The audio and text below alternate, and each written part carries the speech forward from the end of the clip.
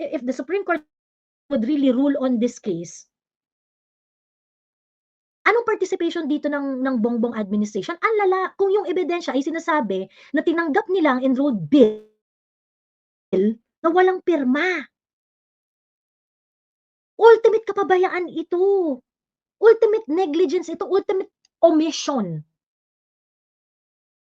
Pagkatapos nung December, niloko-loko tayo nitong mga 'to, nagpuyat-puyat sila, halos wala silang holiday. Putang ina, first thing that you need to check, pirma, walang pirma. Tinanggap niyo. So yun.